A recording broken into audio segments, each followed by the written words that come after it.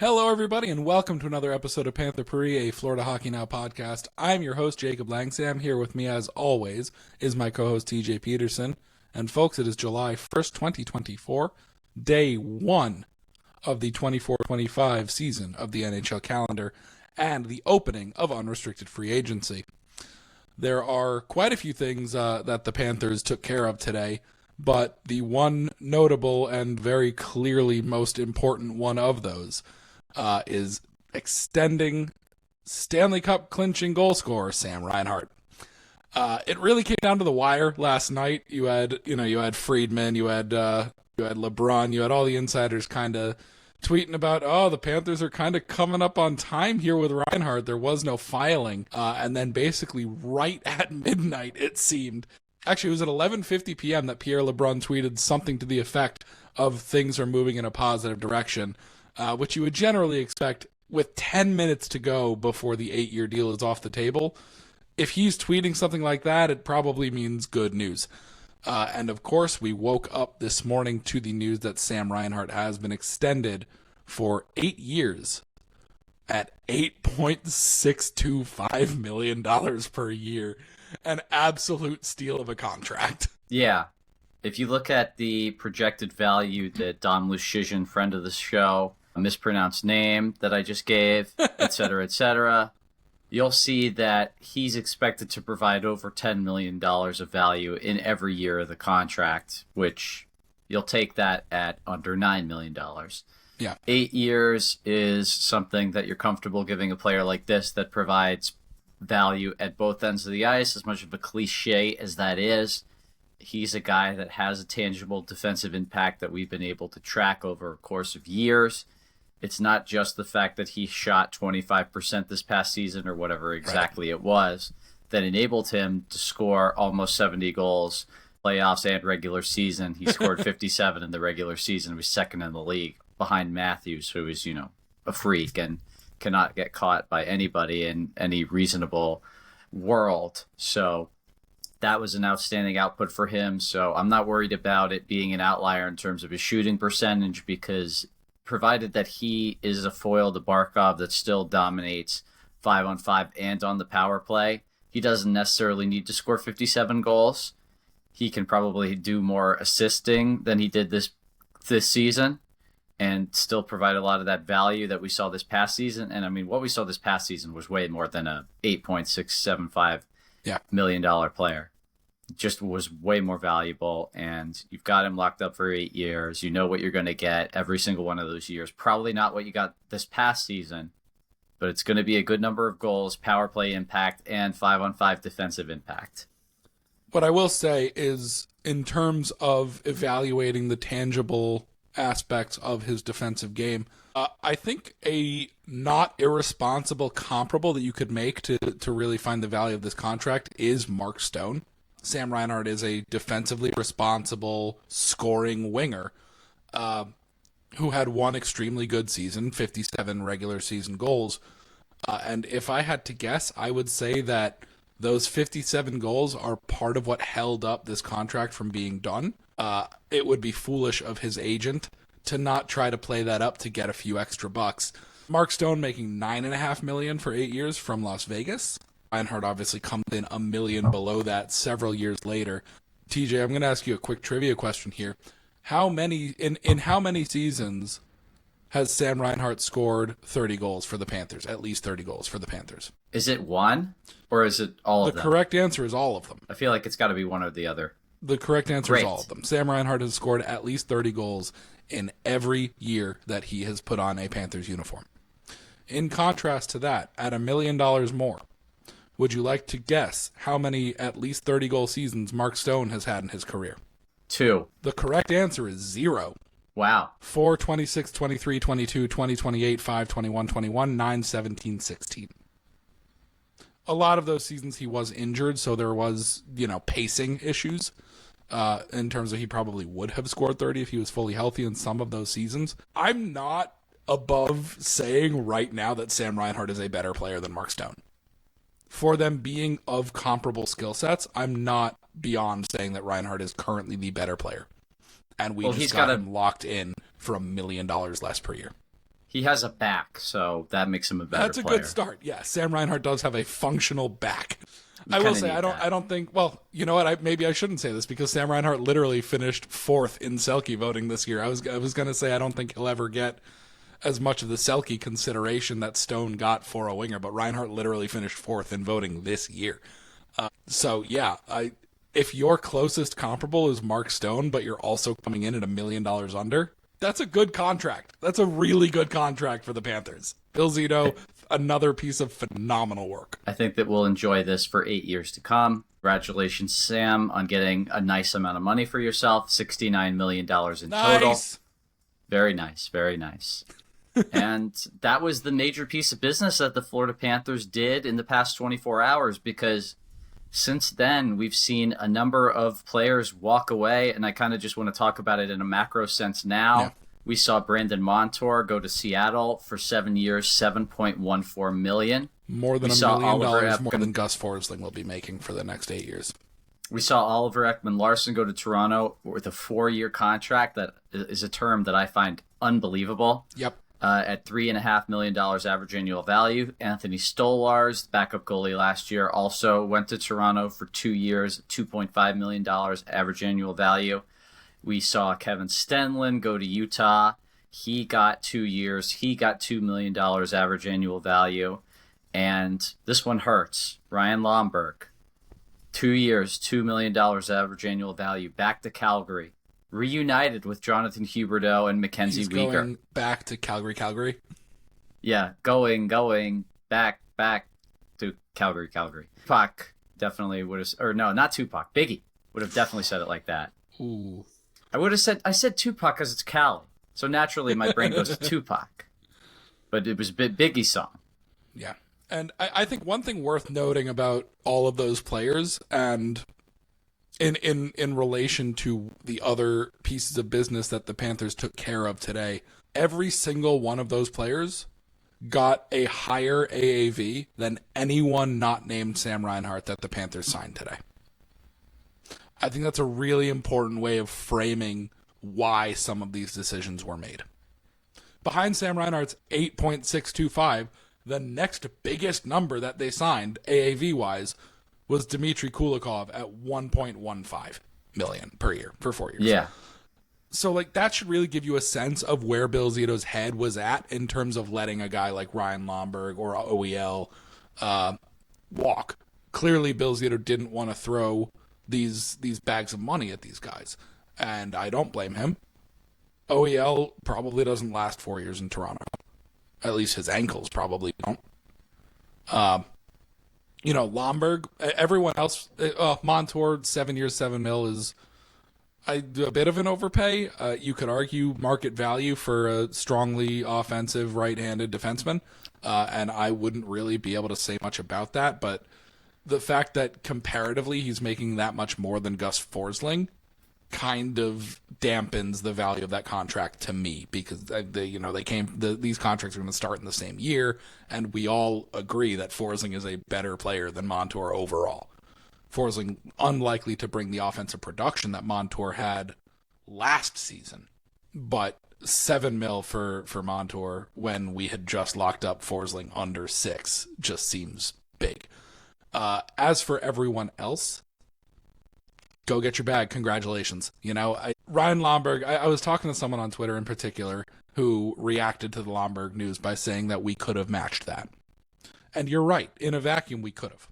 And in a vacuum, $2 million average annual value doesn't seem like a ton, but let me reframe that for you. Ryan Lomberg had been making under $1 million. He had never made more than $1 million in a single year as an NHL player, at least not from his NHL salary. Ryan Lomberg more than doubled his salary with Calgary now. When you look at it that way, you really start to understand why the Panthers might have balked on bringing some of these guys back. When you the player, I'm sure Bill Zito offered him 2 years at $1 million each. There's really no reason not to offer that to a guy like Lomberg or a guy like Stenlund. But when you're presented with the opportunity to make twice as much, you're gonna take it, Mm-hmm. And those guys are just replaceable in today's NHL. That's the truth of the matter. Right. It's not that they didn't do a good job. It's that in order to be a winning franchise, you have to be able to find players in those roles that make under, $2 million. In the case of Stenlund and in the case of Lomberg, they make $2 million now. And frankly, Utah and Seattle, or not Seattle, Calgary, Seattle signed Montour. Theirs aren't going to be winning organizations. I mean, Calgary's outright saying that they're rebuilding, and we're seeing Seattle, blow their wad in free agency, which is, we all know, that's not a way to build a successful franchise. I will say it's not a way to build a successful franchise long term. And we'll talk about Nashville later. I don't know if we will, because this is Panther Pourri Express. Maybe we'll talk about it in the full episode. We're planning on doing a full episode tomorrow. Versions, haha, Steven Stamkos isn't in Tampa anymore. Continue. Correct. But yeah, these are not franchises that are going to be able to achieve success because they're signing contracts like these. That's the fact of the matter. Yeah. But we see it every year. We saw Huberdeau get the 8-year deal that he got in Calgary. They needed to do it because they lost Matthew Tkachuk. He said he wasn't going to resign there. They had to show the fan base something, and now that's the worst contract in the NHL. That's just one example of this sort of thing happening. If Darnell Nurse's contract still exists. Yeah, I mean, Huberdeau is not a great example, actually. No, I mean, it's a good example of what you're trying to say. Because Goodbranson 4x4 age well in that contract. Goodbranson 4x4. Fair. He's a number 6 defenseman. He was a number 6 defenseman on a good Calgary team that probably should have gone deeper in the playoffs than they did. Columbus gets him. They get him at $4 million AAV rather than the $1 million AAV that Calgary was paying him. And all of a sudden, it's a large problem. You just can't overpay depth players like that. You never know when they're going to fall over an aging cliff. Brett Connolly is one example of that. Even though we said we liked the signing, there was always the risk that he was just going to fall apart because he's a depth player. Star players don't really fall apart like that. What's happening to Huberdeau Except for is a guy strange. like Jonathan Huberdeau, apparently. That's a strange outlier, but yes, it is. You just can't give guys like that in terms of Goodbranson, in terms of Stenlund, in terms of Lomberg. Right. Lomberg wasn't even in the lineup every night in the playoffs. And now he's making $2 million a year. Then again, he'll play every night for Calgary. Yes, but that's just like a character thing for them. Utah is just like, we want to compete right away. I respect that, but this isn't going to make them a championship team. That you pretty much can't be unless Stenlund on $2 million a year is one of your 3 worst contracts. Right. The sad underbelly of being a good team that finds consistent success is that you oftentimes have to make tough decisions to let fan favorites go. And I would point to like the 2010, 2013 Blackhawks as a good example of that.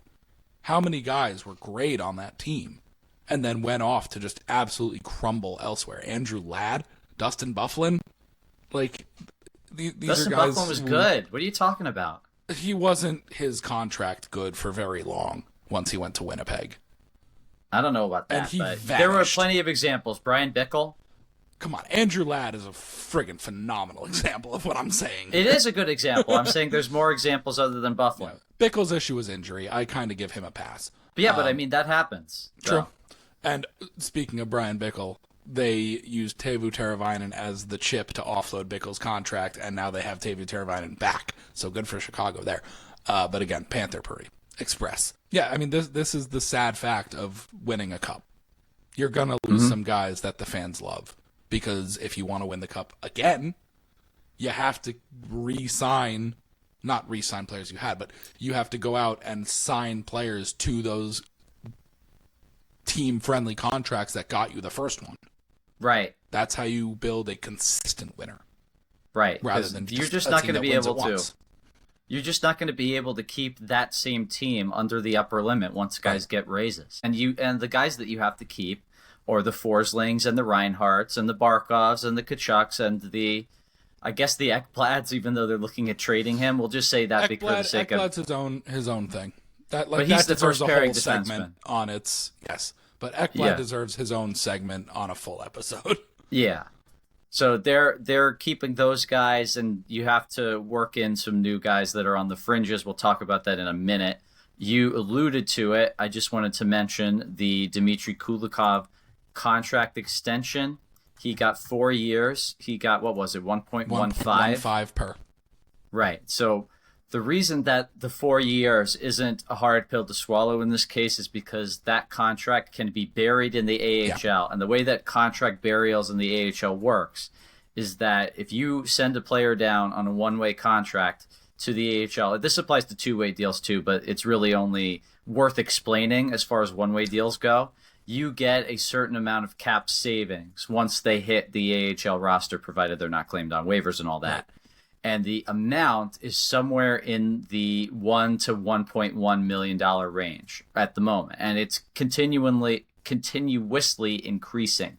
So this is a contract that they're going to be able to bury in the AHL if he is no longer providing the kind of value that he did on the Stanley Cup winning team. Or, if he just can't hang at all, right, you can bury him, you can bring up the next Dmitry Kulikov, and your cap problem is not a problem. Now, it's an ownership money spending problem, but who cares? That's not our problem. We don't have to worry about that. If Vinny and Doug say do it, then you do it.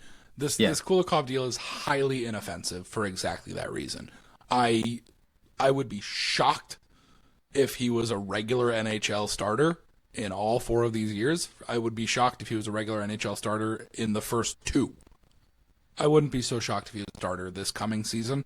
We'll talk more about what more work the Panthers have yet to do. Kulikov will probably be your third pairing right shot D. I know he's left-handed. He's going to play on the right side. He's going to play on the right side. Well, I guess depending on who else they might bring in. I think that Uvas is playing that left side. You're probably right. But yeah, highly inoffensive contract. A show of good faith for Dmitry Kulikov, who once upon a time was the longest tenured Panther. Let's not forget that. He was the Panthers' first-round pick in 2009, I believe. And by the time that Tom Rowe had taken the team over, Kulikov was the longest tenured Panther before being traded to Buffalo for Mark Pysyk. That would actually be an interesting target, Mark Pysyk. Yeah, that's a weird situation to work out. Yeah, so a nice little bone for Dmitry Kulikov. It'll let him retire a Panther if that's what he chooses to do. Yeah, I mean that's the Kulikov contract. I'm checking the monitor just to see if there's anything coming down the line we need to discuss. Like, they could sign somebody at any minute. They could, but I'd be kind of surprised if anything happened right now. Things tend to slow down around this time on July 1st. Yeah. Yeah. So we'll talk about day 2 targets on the full podcast. Yeah. Let's talk about the other 2 depth signings that they made. Thomas Nosek signed a 1-year deal for the league minimum of $775,000. $7,000 a year.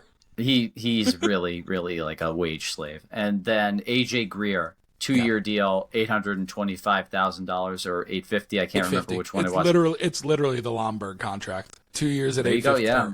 And he's coming from Calgary. Correct. So they were basically, Bill Zito was like, what if we could have Ryan Lomberg but taller, and signed AJ Greer? I don't know if AJ Greer is quite the character that Ryan Lomberg I don't was. Think so.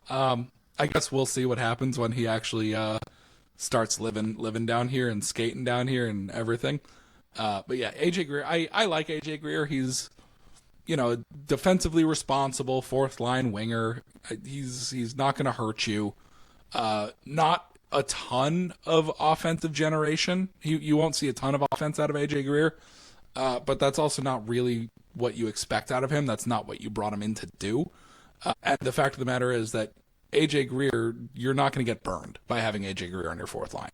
Same with Nosek, whose results aren't as strong, but he does have the physicals to be able to turn that around. And the Panthers have clearly shown to be an absolute factory at career revolution. And I mean, this is a guy that has experience playing 4 rounds in the playoffs. He was one of the OG Golden Knights. Yeah.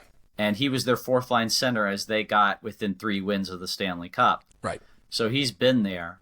And I mean, they've got the pieces. We don't know what's going to happen with Steven Lorentz. We know that Stenlund and Lomberg are gone. Gadjevich signed an extension mid-season. He's sticking around. Yay. Greer, Gadjevich, Nosek are going to be... That's your 4th line.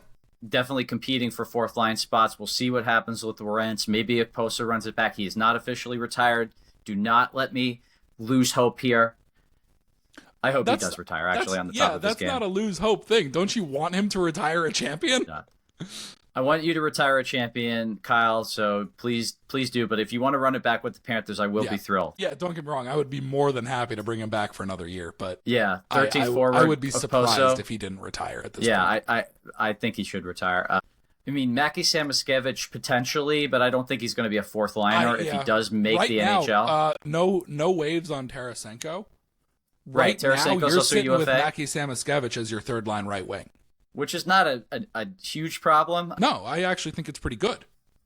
You probably don't want to blow your load on a forward to play in that spot because definitely not. If Samoskevich does not work, then you can just go to the trade deadline and get another Tarasenko. Right. Maybe you can get Tarasenko. Who knows? It could happen. I mean, he bought a house in Fort Lauderdale, so... he did already own property down here before he did already own becoming a Panther Weston, to begin with, though. So I don't think that there's really much to glean from that. I agree, but it is worth noting. Which is hilarious because this conversation was flipped, and that's how I learned that Tarasenko already owned property here. I think this team is poised right now to have Samoskevich starting the season as third line right wing. I mean, we still have 3.5 months before the season starts. I guess about 3 months. I think the schedule was released earlier today, and I think October 8th is Panthers opening night. I think that's what I saw. Yes, against at home against Boston, I believe. That's correct. So there's still plenty of time for someone to show up and take that spot. But I think right now the way the roster looks at this moment in time, it's 7 p.m. on July 1st, 2024. Mackie Samoskevich is your starting lineup, third line right wing. Yeah, I mean, they do have $9 million thereabouts. They need to extend Lundell. He's an RFA. I have no idea what that is going to be like because I think that's a 3x3. He really rounded into Sporm at the end of the year. I think you have to bridge him. I don't think you can sign him long term yet. I don't think that's a player that you necessarily are like, I'm absolutely positive that the sky is the limit for this player, right, and we need to give him 8 years to make sure that he plays 8 years with the Panthers. What's the highest AAV that you would be happy signing Lundell to an 8-year contract at right now? Probably $5 million. I was thinking the same thing because my first barricade was going to be, how would you feel about 8x6? I would be okay with it. I wouldn't necessarily be happy. But I mean, this is a guy that he was great in the playoffs. He actually led the Panthers in 5-on-5 scoring. If I what I read was correct. Really? Apparently, I know he was like second on the team in playoff points or something, second or third. Yeah, that was remarkable. But he was very inconsistent in the regular season. Yes, in terms of scoring, actually, Tarasenko helped him out a lot with that scoring. Yeah, for sure. There were still periods when Tarasenko was on the third line that they weren't really doing anything. Oh, it's something that is up in the air for me. A player with a lot of potential. We know he can score. We know that he's a good 200-foot player. But like the dynamism on both sides of the ice, we haven't necessarily seen. It's not like we have watched him shut down McDavid. You know, that was Barkov's job. But, you know, we haven't necessarily put him out there against the top competition and just noticed that he's completely shutting them down. So it's a player that really could go either way. And in that situation, I don't feel all that comfortable with the long-term contract, considering this is a team that just won the Stanley Cup. So you're in your cup window now. If this was Montreal, I would say, look, you know, all this uncertain, yada, yada, yada. You could say a lot of the same stuff about the number one pick that they extended today, who, again, I'm blanking on this guy's name, Slavkovsky. But they're in a position where they need to just, like, get as much potentially good money on the... They need to lock up that guy at a reasonable value in case he is good. And frankly, if that contract's bad, that's less of a problem than if the player is bad.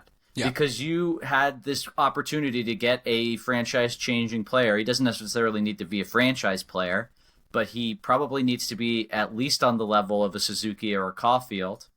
And if you have an opportunity to get that guy locked up and potentially pay him now for the value that he provides in the future by giving him a little bit more than he's worth currently on a long-term deal, you can do it in that case. Yeah. Lundell, it's not quite the same. This is a team that every dollar counts because I want to talk about this now. And you also don't need Lundell to be a superstar. Right. He can be your third-line center. Every dollar counts, and also, despite being a first-round pick, you're not counting on Anton Lundell to save your team. Yeah. He's a middle six forward at the moment, and you can't really Sam Bennett is going into a contract year. You might be trying to line up Anton Lundell as your second-line center going forward. But yeah, we haven't necessarily seen things from him that make me feel confident that he's the second-line center on a cup winner. Not sure about that. So we're gonna have to. I generally don't like bridge deals, but I think this is I think this is a case where you really have to just roll the dice on a bridge deal. You go 3x3, 3x4, and then hope it doesn't burn you. And if he balls out, this is your cup window. Right. Like Barkov's going to be in his mid-30s, and by the time that 3-year contract is over, Bob is going to be gone. We don't know who the goalie is. He'll be 32. He'll still be early 30s. He'll be close to his mid-30s, you know. Yes. Tkachuk will still be in his prime, but we don't know what's going on with Ekblad, Forsling, who knows how they age. You want him to... I mean, Forsling will age pretty well. A good scenario if Anton Lundell is making you regret not signing a long-term contract. Right. That's because more that important. Is the prime of the cup window here. Right, yeah. And the salary cap matters more. Lundell was tied for the lead in playoff 5-on-5 scoring with 11 points, or 13 points, tied with Carter Verhaeghe.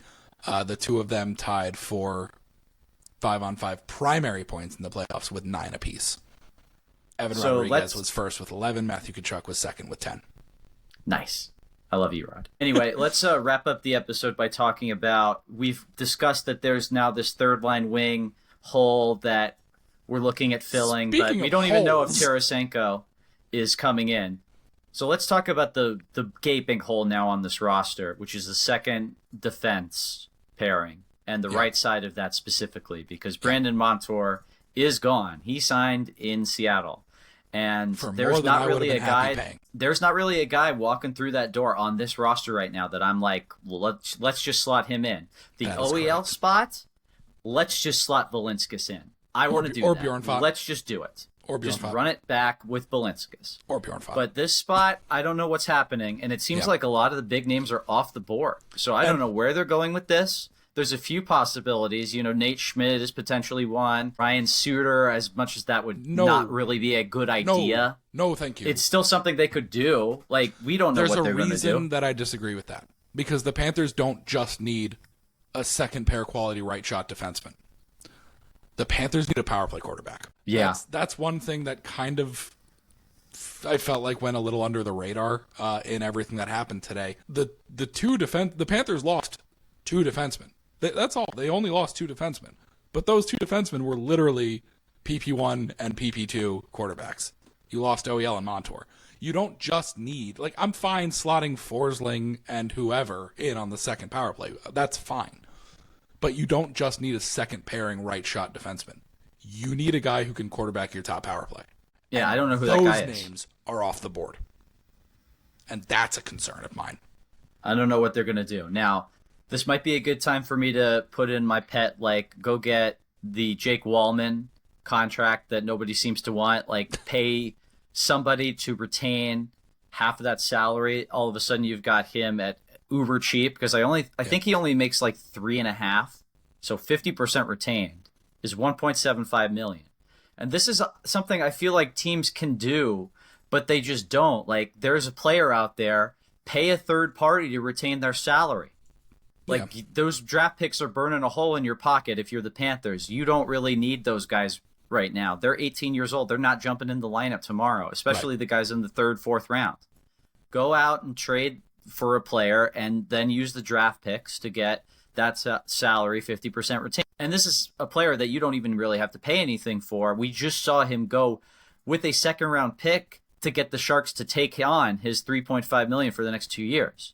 So you know that is a depreciated asset that you can get at a lower value than I think that it actually provides. And then if you send the picks to get that salary retained, all of a sudden you've got one of the most valuable assets in the league, one that we saw Tampa really pounce on the years that they were a legitimate cup contender. Getting Hagel, getting Gaudreau, getting Coleman. We've talked about those trades for years and years and years. This is another opportunity to do something like that if you go after Jake Wallman. But that's my pet theory. I don't know if they think he's even good. So maybe they're just not going to do it. But I think that he could fit in that spot. There are a couple of other interesting... Did you realize that the Panthers didn't qualify Santu Kanunen? I didn't, but I'm not surprised. I did not realize that the Panthers didn't qualify Santu Kanunen. I'm a little surprised by that. Lucas Carlson also signed with San Jose, by the way, so that experiment is over for the Panthers. Good for him. There are a couple of names on the board that would interest me for that spot. One I am much more confident would be better in that spot than the other two, but the other two may have a much higher potential ceiling, which is very intriguing. The one that I'm more confident that you could probably just grab for a year or two at a reasonable price to throw on your second pair and can quarterback your power play, right shot defenseman, has played in the playoffs, Tyson Barrie. Thoughts? Ooh. I did not think about this at all. 32-year-old right-handed defenseman, unrestricted free agent, coming off a $4.5 million cap hit. You can probably get him for a year or two at 4.5 again. Wasn't he a healthy scratch in Nashville, though? So I'm not really sure what... He may have been, but again, the Panthers, very good at rehabbing contracts. Yeah, that could be another OEL, but right. And you could probably get him cheap.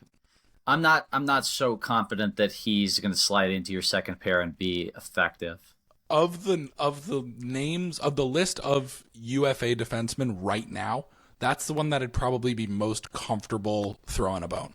The two much more interesting names to me in terms of their potential ceilings are Adam Boqvist and Eric Brandstrom. Brandstrom is left-handed, but he can play on his offside. He has done it before. And he once upon a time, very highly touted prospect. Very highly touted defensive prospect. I've always been a big fan of Brandstrom. I think part of his failures have been the Ottawa effect, and he was not tendered a qualifying offer. Brandstrom is a name that I would be looking very heavily into to be able to slot into your roster. And even if he isn't a right shot, he can play his offside, and he has a lot of upside to his game. Boqvist, a year younger at 23. Also, I believe he was also... No, he wasn't non-tendered. He just wants out. he demanded a trade. So I think there may be something in the works there. And he is a young right shot defenseman with a lot of upside that just hasn't worked out in Chicago or Columbus where he has played before. But once again, can't help but keep reminding you people, Panthers have been really good at career rehabilitation. So taking a flyer on a younger guy like Brandstrom or Boqvist, it's Boqvist. He's an RFA. He was qualified, but he still wants a trade. He is under team control with Columbus, but he wants out. I would be really interested in one of those two, in Boqvist and Brandstrom. I'd be less confident in their ability to just immediately slot in and be difference makers than a guy like a Tyson Barrie, but I'm very interested by their potential upsides. Yeah, I mean, those are two young players in Brandstrom and Boqvist that have an untapped ceiling that, we could have potentially said these things about Gus Forsling. The thing about the Gus Forsling claim, though, is that he was claimed to be a third pairing option. He just worked his way in utility up the defensive pairings, and I just really don't see the guy that I'm comfortable with in the second pairing right now. I feel like they need to go out and get that guy. Tyson Barrie, it wouldn't be thrilling, but I mean, at the very least, we've seen him do it before. And if Zito says, look, I know the skill set, it's a guy that has a defined set of skills that he is exceptional at. But it's, those skills haven't translated into the all-around game that allows him to play in the NHL night in, night out, at least in the past season plus, because I don't think he was really playing for Nashville. We'll have to see what else is out there. Maybe it's a trade. I'm not really sure who the trade target would be. Maybe it is Boqvist. Maybe it's somebody else. Jake Wallman, maybe. But Bill Zito, he's definitely got to have something up his sleeve. He wouldn't just be like, I don't know what I'm doing next season on the fourth defenseman spot. Because Mikkola was really the fourth defenseman last year. Montour was the number 3. Yeah. And I like Mikkola, but I don't think he's driving your second pairing. I don't think he's a number 3 defenseman. I think he's a number 4. So you really got to go out there and get somebody that is capable of driving that second pairing. They were linked to Sean Walker. He went to Carolina. They were As linked did Shane to Gostisbehere. Yeah, it seemed like that was a good fit, but he went to Carolina as well. Don't know what's going on here, but in Zito we trust to figure it out. Justin Schultz had 26 points in 70 games this season. Okay, yeah, that's another guy that is a potential option. And, I think they're going to be looking at the goalie position. We're going to expand on that more in the podcast. But Chris Driedger is out there. Just wanted to throw that out there. Could you imagine? I would love it. That would be great. That would actually be great. Anyway, so I feel like we've come to the end of this Panther Pourri Express, Jake. Yeah, I do not disagree. I think the listeners know where the holes remain and what to look out for from Bill Zito, who I answered my own question was not involved in the trade that brought Boqvist to Columbus. He was already with the Panthers by the time that trade happened. I thought that would just be an interesting little nugget to throw in there if it had been the case, but it was not.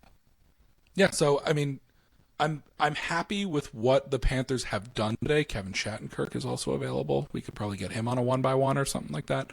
I'm pretty happy with what the Panthers have done today, irrespective of the work that still needs to be done. Signing Reinhart, phenomenal. Letting a couple of guys go get the bag, I'm fine with it. And no one else that they signed is going to have a materially negative impact on your cap situation moving forward. Welcome back, Rasmus Asplund. That yes, I suppose that too. he was the one other guy who was extended before the Sunday night deadline, the June 30th deadline. I feel like there might have been one other person, but it doesn't really matter. Patrick Giles. Matt Kierstead, friend of the show, Matt Kierstead, also extended for a year. He's probably a guy that could come up and play NHL minutes for you this season. He's done it, but I mean, again, third pairing. Right. He's not a guy that you're going to slot in to power play one. Like, ultimately, the biggest hole is a guy who can quarterback your top power play unit. And we are kind of ignoring the elephant in the room that is Aaron Ekblad, who just isn't a good power play quarterback. He's not good enough at distributing the puck. If you're putting Ekblad on your power play, you're using him as a trigger man from the left circle. And if you're not doing that, then you're wasting his best power play asset, which is that absolute ripper of a one-timer. So I wouldn't expect Ekblad to really garner a ton of consideration for that spot either. The Panthers still need a power play quarterback, a power play one quarterback specifically. Ironic that this is the final year of the Keith Yandle buyout. Bring it back. We're paying you anyway. Come on. Keith Yandle, 1 year, $1.2 million. No 5-on-5 minutes. Just quarterbacking the top power play. Just stand on the blue line. Let's go. Skate across the blue line and throw the puck around. That's all we need you to do. So that is where we sit as of July 1st. I am not upset with anything they have done. I am simply a little confused by one of the things that they haven't, but Bill Zito has given us absolutely no reason to doubt him or his ability to make magic happen. So we've got a whole summer ahead of us. Yep, we'll be reacting to the rest of the league's moves. We'll be reacting to some of the other potential ways they could fill some of these potential holes, and we'll just generally be shooting the shit. I'll talk more about the parade on the podcast that we are going to record tomorrow. So thank you, everybody, for listening. This has been Panther Pourri Express. Jake, sign us off. Rate us 5 stars at Fanatics HQ in Jacksonville. Fanatics has now taken over the official manufacturing contract for the NHL's jerseys. So rate us 5 stars at Fanatics HQ. Good night, everybody. Go Panthers.